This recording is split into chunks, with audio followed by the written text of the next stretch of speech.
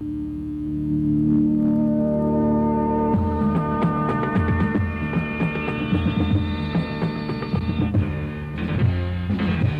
Tupi.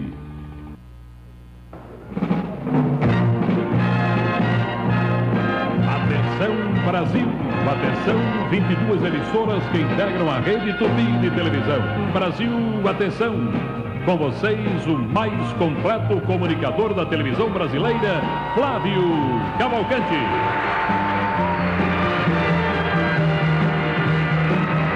Boa noite, Brasil. Tomem nota desses nomes, por favor. Tomem nota. Vivaldi da Silva, Rafael Fernandes Correia, Vicente de Paula dos Santos, Ângela Maria de Melo, Maria do Carmo de Castro, Maria Aparecida dos Santos, Aparecida Fátima dos Santos, Geraldo Eustáquio Borges, Maria Divina Conceição, José Ângelo Teixeira, Andréia Lena de Souza e Ordalino José Pereira. Essas pessoas já não se encontram entre nós. São as últimas vítimas da estúpida indústria brasileira de fogos, a Imbrafogos. É uma das coisas mais estúpidas que eu conheço, é essa brincadeira de foguete. Já fechei 18 fábricas de fogos, mas tem outros aí, outras fábricas de muito dinheiro e de gente de alto bordo na direção para me assustar. Estas fábricas ainda continuam. Não brinquem com fogos. Não deem a seus filhos nenhuma, nem estrelinha, nem a inocência que dizem de um busca-pé.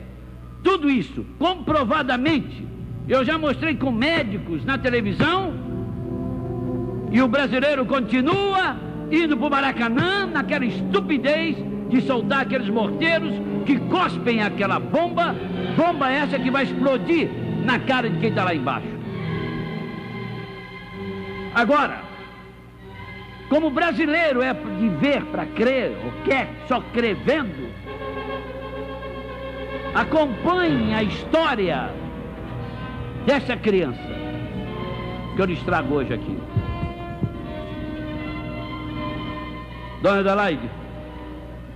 Dona Adelaide Pereira, a senhora reside aonde, dona Adelaide? Em Petrópolis. Qual é o seu endereço? É Rua dos Ferroviários, número 19. E essa menina linda que está ao seu lado, quem é? É filha de um sobrinho meu. Sim. A senhora é tia da criança? É, em 2º grau. Uhum. O que é que aconteceu com essa criança linda e maravilhosa? Foi na véspera de Ano Novo, né? Agora? É, desse... De 31 para... Para 1º. Para 1º, sim, senhora. Nós estávamos todos no portão de casa e, de repente, ela começou a gritar, tô cega, e aquele desespero da família total. E era um negócio de fogos, né? Foi uma bomba?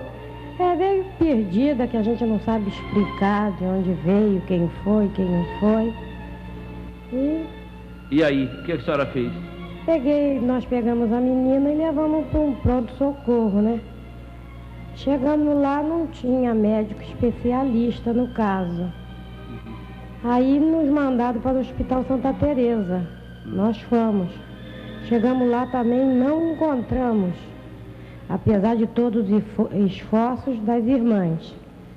Tivemos que, na manhã logo seguinte, procurar o Rio de Janeiro para não ter maiores consequências. Uhum.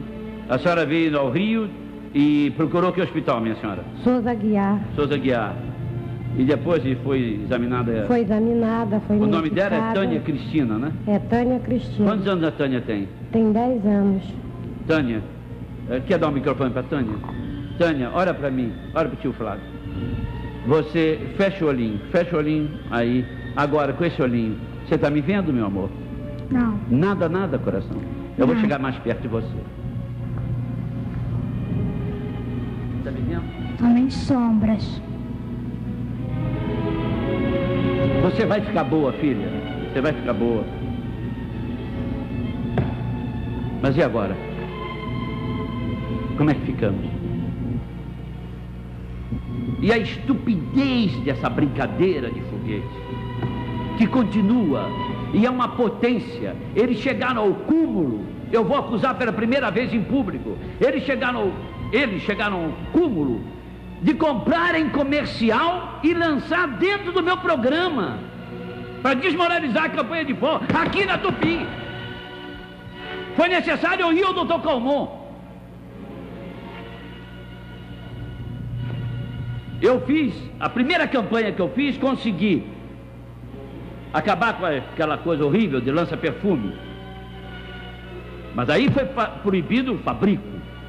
O fabrico dos fogos não conseguem, sabe por quê?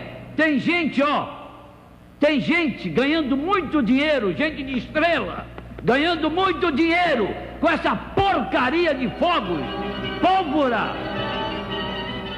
E aí está uma criança, quem é que vai operar essa criança? A mãe é pobre, veio de Petrópolis me procurar, e agora, como é que a gente faz?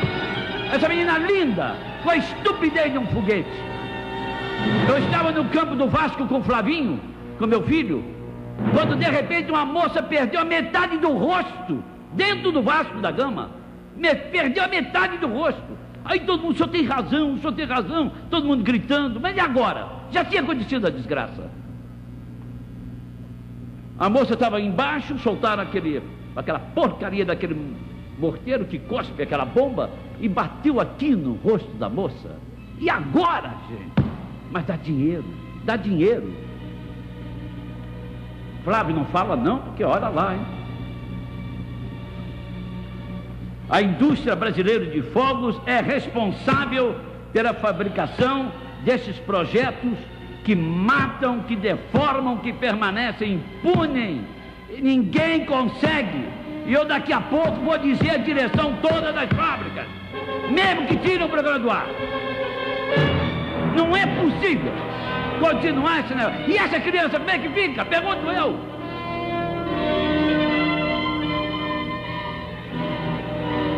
Eu vou pedir a um amigo que eu tenho, um grande médico de Petrópolis, Dr. Cássio Branco, que assiste essa menina.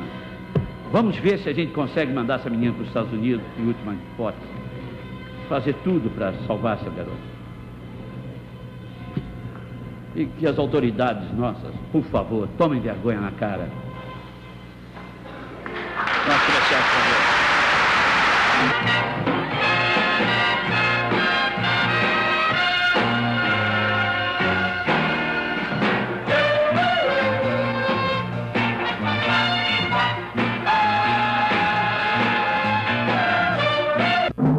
Voltamos a apresentar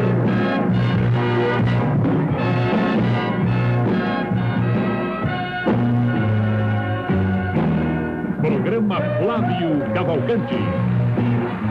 Senhoras e senhores de todo o Brasil, o meu convidado agora, ele é recebido por reis e rainhas, chefes de Estado e cientistas de fama internacional, com a mesma frequência como é convidado para as maiores festas do planeta, em Paris, ou Nova York, Roma, Berlim ou no Morro da Mangueira, promovido pelas maiores celebridades do mundo artístico e social. Jornalista, criador de palavras já incorporadas ao nosso idioma, escritor, homem que veio de baixo e hoje está por cima com seu $1 milhão. Aqui se encontra o primeiro candidato ao mais difícil cargo público do país, a Prefeitura do Rio, o meu bom amigo Ibrahim Suede. É claro, $1 milhão não, 2 milhões, porque a valorização, eu acreditei no Rio, investi em imóveis, eles se valorizaram. Então eu não tenho um só, não, $2 milhões. Desculpe. Mas vamos lá, Ibrahim, num ping-pong entre nós. Em sua coluna, você disse que vai ser candidato a prefeito do Rio. Por que você escolheu logo uma cidade que o próprio prefeito está dizendo que ela está falida? O prefeito está dizendo que está falida porque o prefeito não tem imaginação nem competência, ele só sabe chorar. Há 10 meses que ele diz que não tem dinheiro, chora, só aparece nos jornais para isso. O cargo não é difícil para quem tem imaginação.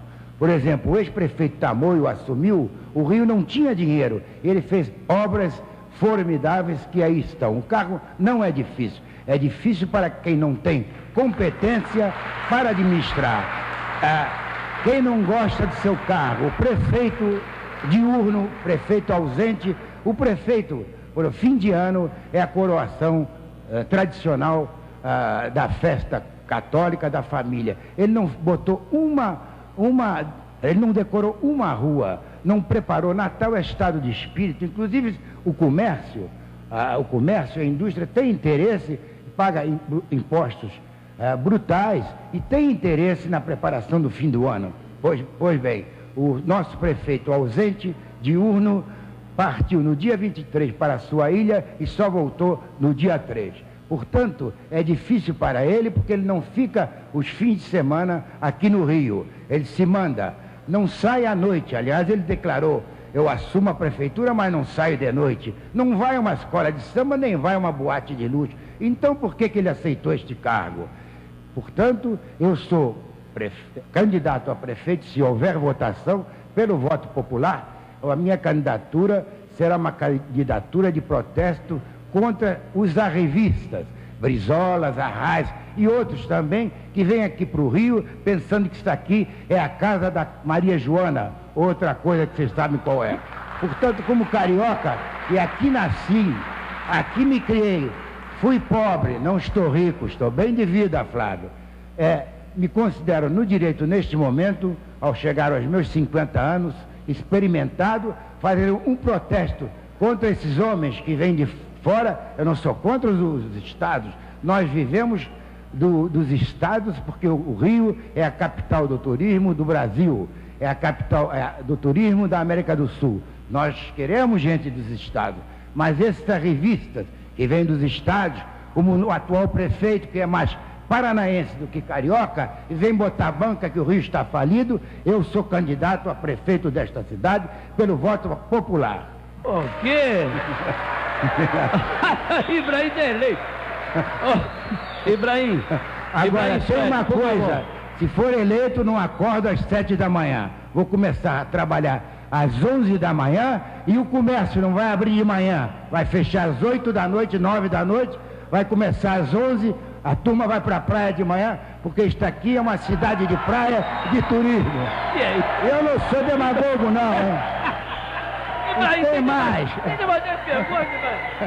Ibrahim, quer dizer que você faz uma comparação, por favor, entre Tamoio e Klabin. Tamoio foi um grande prefeito. Agora, Tamoio teve uma diretriz, uma orientação, um programa muito bom. Meu programa é outro. Por exemplo, vou criar a polícia municipal, porque a cidade está abandonada, não se vê um polícia. A polícia militar, infelizmente, é força auxiliar do exército, quando devia ser submissa ao chefe de polícia. Vou criar a polícia municipal, botar em cada esquina. Nós já tivemos um soldado armado e de 38.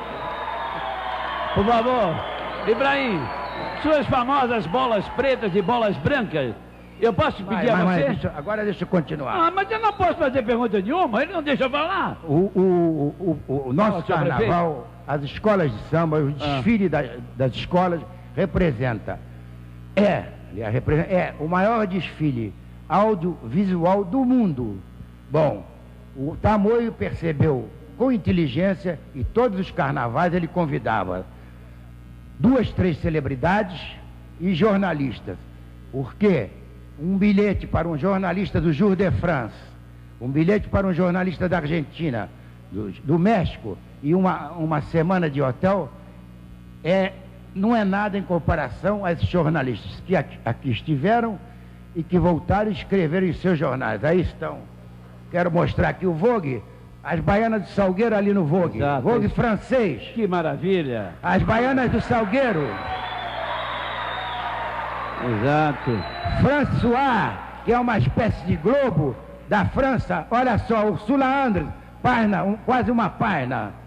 Pelé pequenininho, porque mulher é sempre mais vedete para vender jornal. Pelé é o nosso grande Pelé. Mas ali está. Se não viesse uma Ursula Andress, se pusesse por acaso vamos dizer, a minha amiga Glória Menezes, no carnaval, ela não seria notícia no exterior, porque ela é conhecida aqui.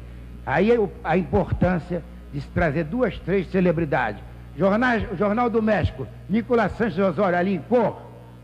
E ali a Argentina, Ursula Andrés na capa, carnaval, a rainha do carnaval. Senhor prefeito, eu posso falar agora? Senhor prefeito, no momento que eu não sei se vai ter eleições. Bola preta e bola branca, tá? Então, vamos lá. Isso tudo... Você dá bola... Pera, o que acontece? O nosso prefeito de urno ausente chegou e disse: eu não vou convidar jornalista estrangeiro para o carnaval, vou convidar prefeito. Sabe por quê? Ele convida 6 prefeitos, vai ter 6 convites. Retribuição. E os jornalistas voltam e escrevem. Os prefeitos não fazem um convite a ele, então ele vai ser convidado pelos 6 prefeitos. Você pode falar bola preta e bola branca agora? Bola preta eu dou todo dia na minha crônica do Globo. Tancredo Neves, bola branca. Bola branca. Prestes. Prestes da Borocochô. Eu não dou nem bola preta, nem bola branca, porque ele não representa, coitado, mais nada. Arraiz. Ele está fazendo muita bobagem. Arraiz. Ele não tem mais. Arraiz. Arraiz, bola preta. Esse homem veio aqui no outro dia, queria falar no campus da PUC, o reitor deu o teatro, ele se recusou, veio anarquizar a cidade aqui. Brizola. Brizola é esse então, coitado. Brizola, eu quero dizer uma coisa, nunca foi líder de nada. O Jango, sim. Quem eu fui amigo, opositor, mas amigo, Jango era o líder. E o Brizola se aproveitou dele e quase leva este país à guerra civil, e foi ele quem derrubou Jango. João Figueiredo. João Figueiredo, uma bola branca, mas não completa, ainda tem que fazer muita coisa. O Evaristo Arnes. Evaristo Arnes é um melancia. Sabe o que é melancia, Flávio? É vermelho por dentro e verde por fora. É um comunistazinho que não vai viver em Moscou nem em Cuba, onde Fidel Castro fuzila quem se opõe ao seu regime. Fuzilou milhares de cubanos. Na Rússia ele ia para a Sibéria. Escuta, você ganhou muito dinheiro na Rio Tour como funcionário de lá? Flávio, foi bom você me fazer essa pergunta, porque o prefeito lá, foram ver se eu era funcionário, prefeito de urna ausente, ou se eu tinha recebido algum dinheiro da Rio Tour para organizar esses grupos. Eu vou explicar. Quando o Tamoio assumiu, ele me convidou para presidente da Rio Tour, eu recusei, secretário de turismo, eu recusei. Disse que eu daria um apoio a ele, mas sem compromisso oficial de trabalhar no Estado. Então aproveito todo janeiro que eu vou em férias, eu convidava em nome dele essas artistas, minhas amigas, os jornalistas, gastei muito dinheiro de telefone, muito almoço em Paris, em Megève, em Guistado, para organizar esses grupos. Não recebi um tostão da Rio Tour, nem da prefeitura, porque eu não trabalho com o Estado. Eu fiz porque eu sou carioca, quero valorizar o Rio é a capital do turismo, capital do turismo e a capital do turismo, a sala de visita da América do Sul. Foi isso que o prefeito não entendeu. Ele botou meu amigo Hermelino Matarazzo, um milionário, eu sou amigo dele desde garoto, boa praça, não entende nada de turismo, é o presidente do Conselho de Turismo do Rio. Está lá 6 meses, foi 3 meses de presidente da Rio Tour, pediu demissão, está na presidência do Conselho. Pode o Hermelino Matarazzo ser presidente do Conselho de Turismo do Rio? Ele não reúne esse conselho. Então não é possível. Perfeito. Agora, por favor, você deixou aquele bordão famoso do bomba, bomba, quando você dava uma notícia, quando você fazia televisão. Sei. Agora eu vou pedir essa bomba, pedindo a sonoplastia bomba. Bomba, bomba de Ibrahim Suede.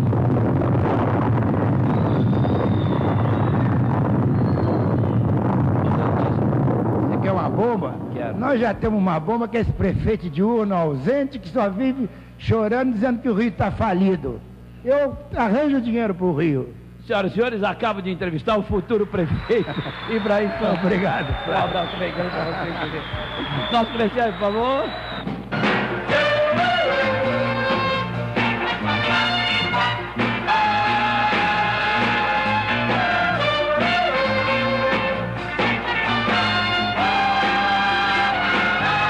Voltamos a apresentar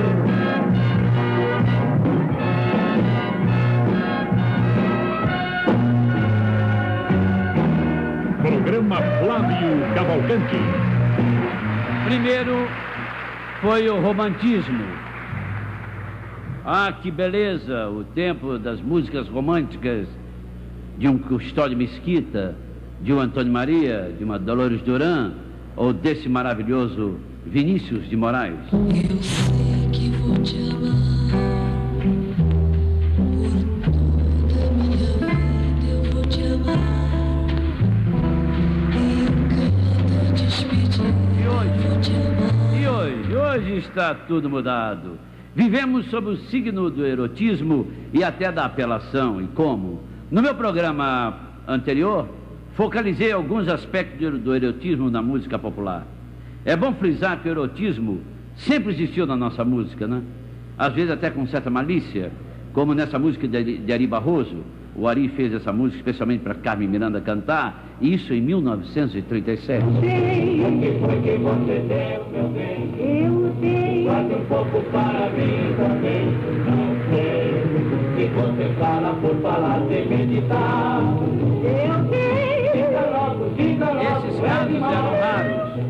Hoje, porém, o que predomina mesmo são os temas de corpo, cama, sei lá, tudo. Exemplo, essa música é gravada pelo senhor Odair José, título, Debaixo do Seu Cobertor. Quero deitar em uma cama e sentir a chama que vem do amor, naufragar na boemia e ancorar debaixo do seu cobertor. Dá a entender que eu sou contra as músicas da atualidade, nada disso. O erotismo tem coisas bonitas, como essa aqui, ó. No seu corpo eu encontro, depois do amor, o descanso e essa paz infinita. No seu corpo minhas mãos se deslizam e se firmam numa curva mais bonita. No seu corpo, minhas mãos se deslizam e se firmam numa curva mais bonita. Roberto Carlos. Linda música. Mas vamos adiante que o assunto vai longe. O problema é que aparece uma música bem feita para 10 ou 100 de puro mau gosto. Mau gosto mesmo, da pior categoria. Um exemplo da apelação. No seu último disco, em que coisas boas tem também, Rita Lee gravou essa droga. Maria, mole só pra disfarçar, trabalho que é bom nenhum, não faz força nem pra soltar.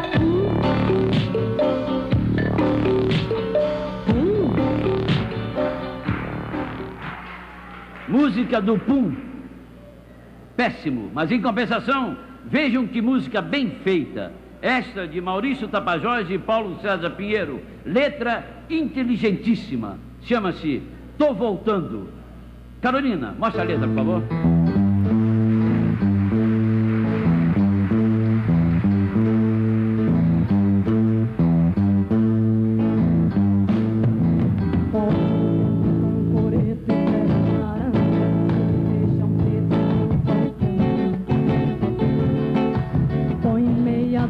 De brama pra gelar, muda roupa de cama, eu tô voltando.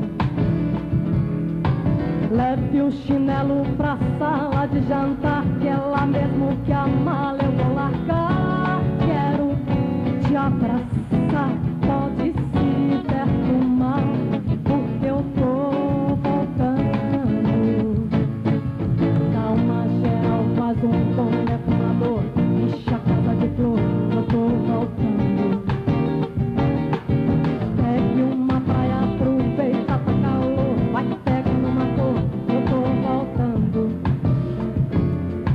Faz um cabelo bonito pra eu notar que eu só quero mesmo é despentear. Quero te agarrar, pode se preparar, porque eu tô voltando.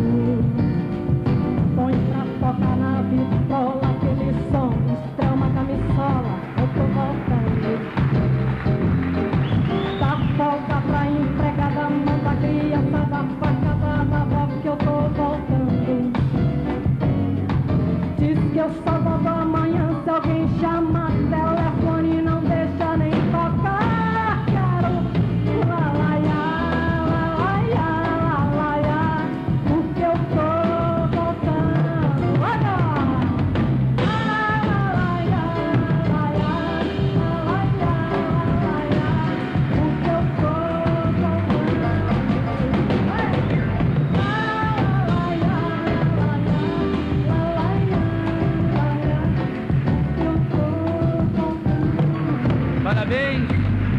Parabéns a Paulo César Pinheiro e a Maurício Tapajós por essa letra inteligente de Tô Voltando.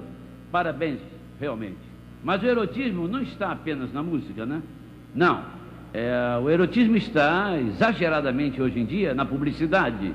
Tem uma então aí que focaliza inclusive o Papa João Paulo II, que é o fim do mundo. Mas nas revistas também está exagerado. No cinema então nem se fala. Quero saber até onde tudo isso vai chegar. Quero saber. Quero agora a opinião de uma artista que teve formação musical erudita, mas conviveu com os hippies. Morou 4 anos na Europa e hoje está ligada à música erótica. Seu nome? Ângela Rorô. Prazer enorme. Prazer é o meu, amor.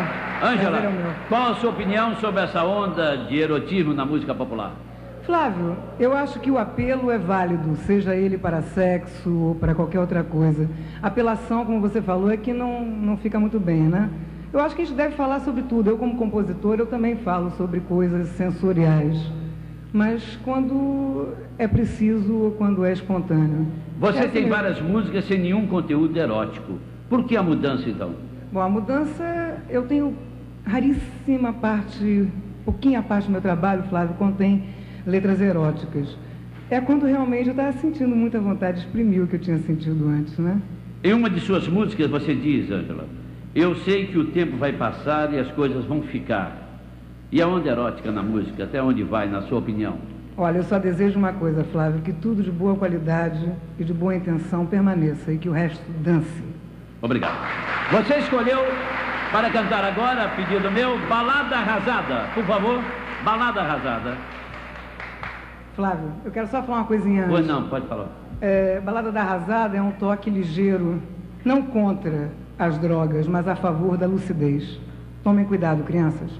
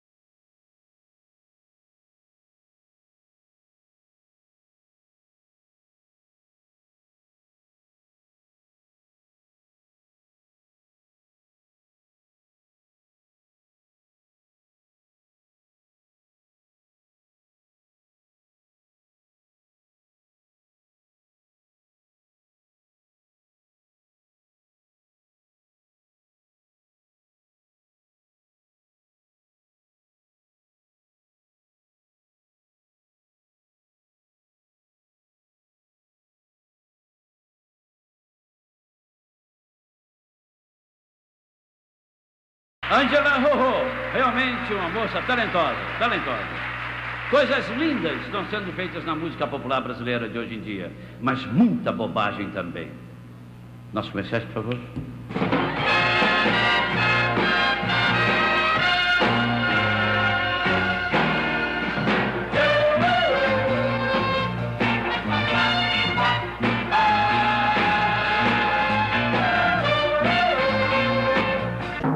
Voltamos a apresentar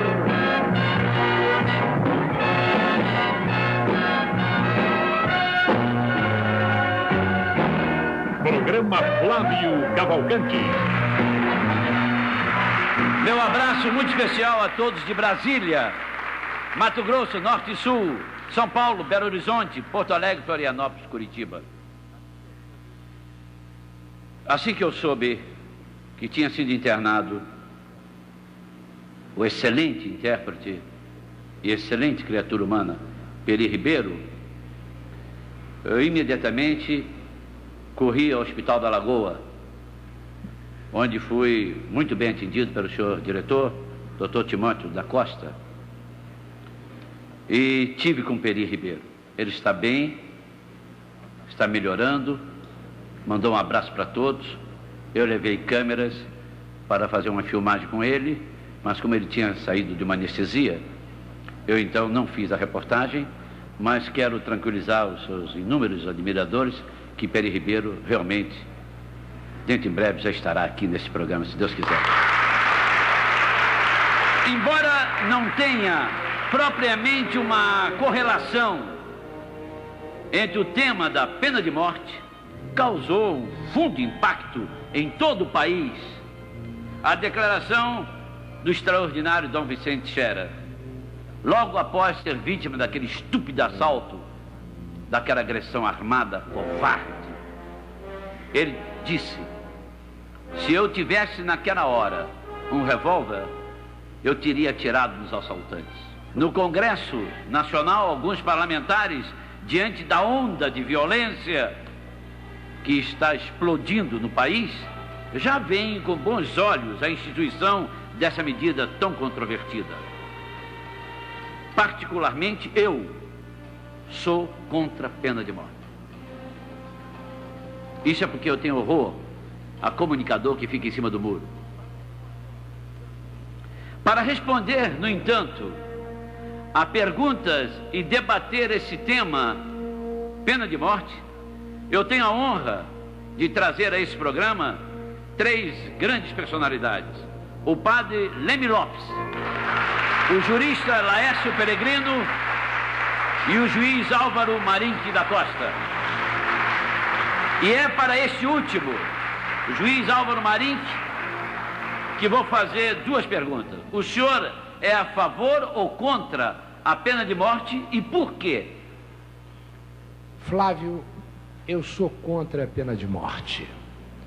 Entendo que o argumento a favor da pena de morte é um argumento não de ordem filosófica nem jurídica, mas sim um argumento de ordem política, da sua necessidade.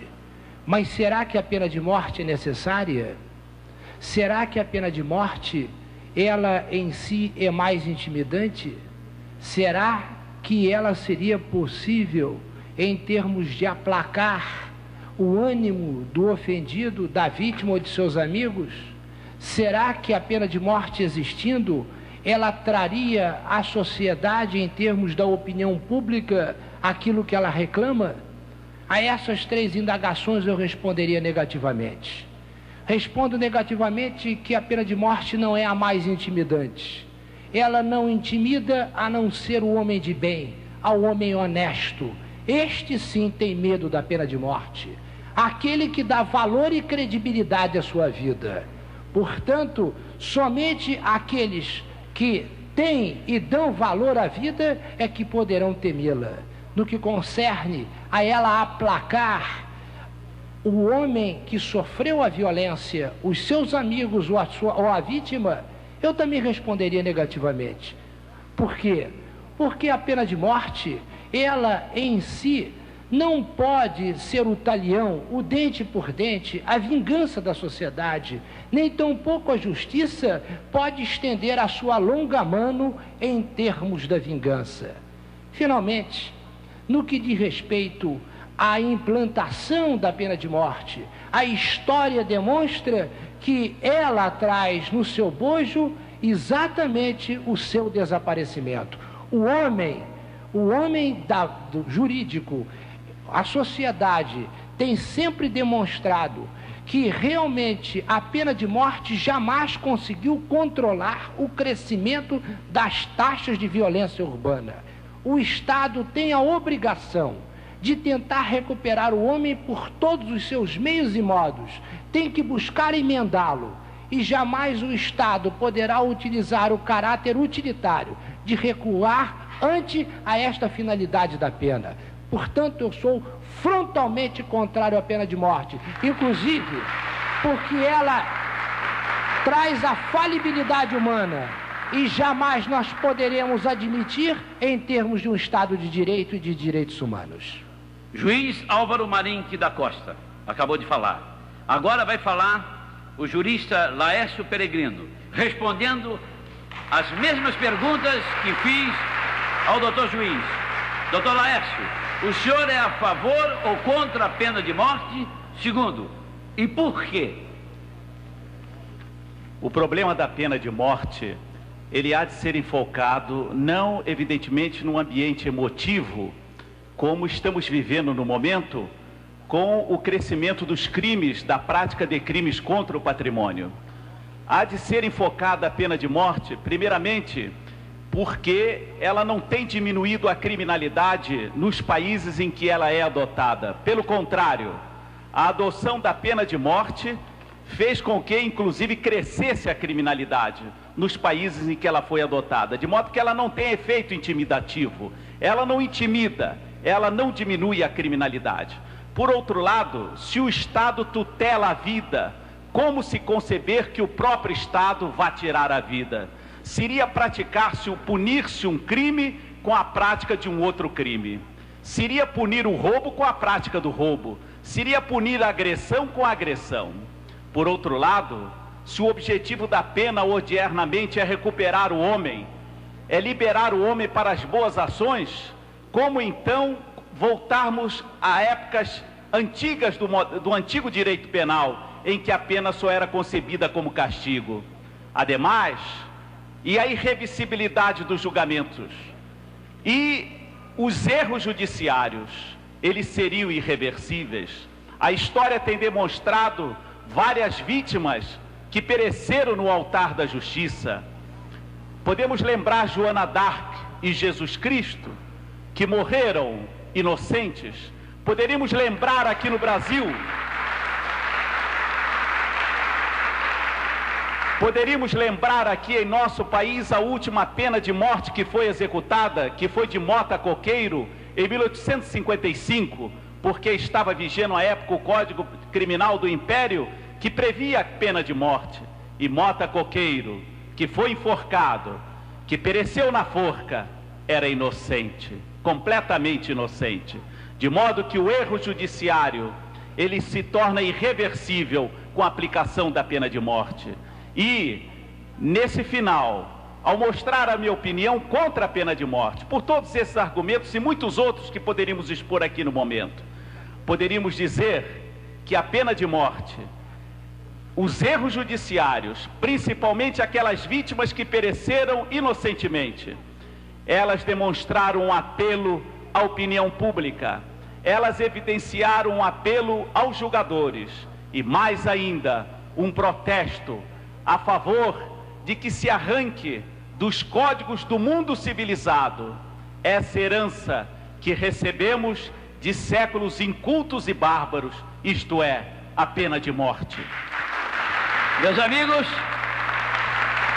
agora lhes apresento um padre admirável, muito querido, muito respeitado, uma personalidade realmente fascinante. Meu querido padre Leme Lopes. Padre Leme Lopes, para meu espanto, Para meu espanto, li de ontem para hoje esse seu livro, a favor da pena de morte. Para ser franco, não fiquei lá muito convencido, mas a palavra é sua para responder as mesmas duas perguntas. O microfone é seu, padre. O senhor, padre, é contra ou a favor da pena de morte? E por quê? Por gentileza. Distingo neste problema dois aspectos. Primeiro, o da legitimidade ou liceidade, a saber, a pena de morte é aceita ou condenada pela moral. Segundo problema, oportunidade. Convém que num determinado país, no momento histórico dado, seja introduzida ou seja retirada a pena de morte? Apenas falarei aqui do primeiro aspecto, porque o segundo compete à prudência do legislador. É o legislador que sabe se neste momento determinado de um povo convém ou não que haja essa instituição, suposto sempre que ela seja legítima, como eu tenho por certo que é. E mostro por quê. Digo o seguinte: o governo, o Estado, necessita ter a força necessária para estabelecer o bem comum, que é o fim do governo. Ora, é preciso que o Estado mostre da maneira mais veemente sua repulsa ao crime hediondo, o crime que frontalmente fere a ordem jurídica, a ordem moral. Portanto, a finalidade primeira da pena de morte não é uma finalidade intimidativa, ela é de uma restauração da justiça. A justiça foi lesada pelo crime que alguém praticou, e por hipótese um crime hediondo. É preciso que a sociedade diga, do modo mais veemente de que é capaz, sua repulsa a esse atentado à ordem jurídica e à ordem moral. E ela o pode fazer pela pena de morte. Agora, quanto à grande objeção que muitos julgam ter sido a principal dificuldade contra a pena de morte, digamos, o argumento Aquiles do erro judiciário, eu respondo o seguinte: se nós não pudéssemos empregar uma instituição porque dela se segue acidentalmente, sublinho o advérbio, acidentalmente, mais uma vez, acidentalmente, a morte de inocentes, teríamos que deixar de lado inúmeras conquistas da civilização humana. Nós não poderíamos empregar a aviação, porque da aviação se segue acidentalmente a morte de inocentes. Não poderíamos empregar a cirurgia, porque dela se segue acidentalmente a morte de inocentes. E assim muitíssimas outras coisas. Portanto, o erro judiciário não mostra que a pena de morte seja inaceitável, porque é uma coisa simplesmente acidental. O fato de alguma coisa acidentalmente provocar a morte de inocentes não faz com que ela não seja aceitável. Quanto ao aspecto intimidativo, não é possível que a pena de morte não tenha um grande poder intimidativo. Toda pena tem um poder intimidativo. Muito mais uma pena que se tira do homem aquilo a que ele instintivamente tem maior apego, que é a sua própria vida.